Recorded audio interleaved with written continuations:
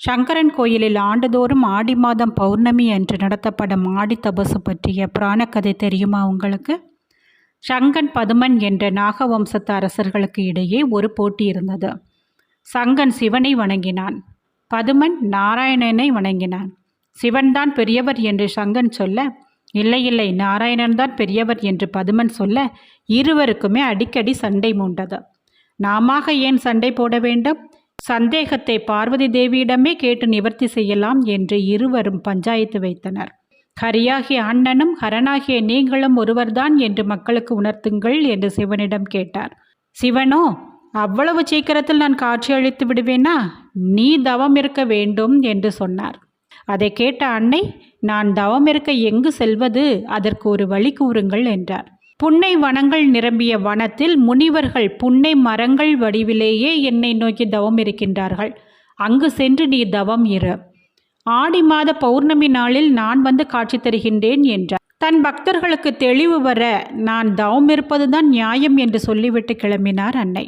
அன்னை கிளம்பியவுடன் கூடவே அவரது தோழியர்கள் பசு கூட்டங்களாக மாறி அன்னையுடன் சேர்ந்து தவம் இருக்க, அன்னை ஆவுடை நாயகியாக ஒற்றை காலில் ஊசி முனையில் இறைவனை நோக்கி தவம் இருந்தாள். இன்றைய சங்கரன் கோயிலில் அன்னை இருந்த தவம் நீடித்தது. பசுக்களுடன் அன்னை தவம் இருந்ததால் கோமதி என்று அழைக்கப்பட்டார். கோ என்றால் பசுக்கள், மதி என்றால் மதி போன்ற முகம் கொண்டவர் என்று பொருள். அன்னையின் தீவிர தவத்தில் வரம் கிடைக்கும் நாளும் வந்தது. ஆடி மாதத்தில் பௌர்ணமி தினத்தில் வானத்தில் நிலவு ஒளி வீச, ஊசி முனையில் தவமிருந்த அன்னையின் தவத்தில் மகிழ்ந்த சிவபெருமான் ஆடி பௌர்ணமியில் புன்னைவனத்தில் சங்கர நாராயணராக பார்வதி உள்ளிட்ட சகல முனிவர்களுக்கும் தோழியர்களுக்கும் காட்சி கொடுத்தார்.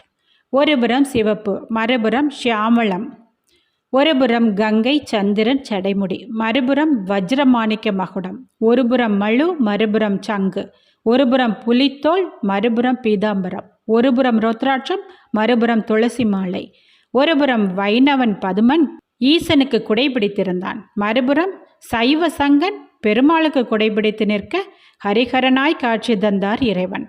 ஹரிஹரனாய் காட்சி தந்த இறைவனை கண்டு உருகி நின்ற பார்வதியிடம் வேண்டிய வரங்களை கேள் என்றார் சிவபெருமான்.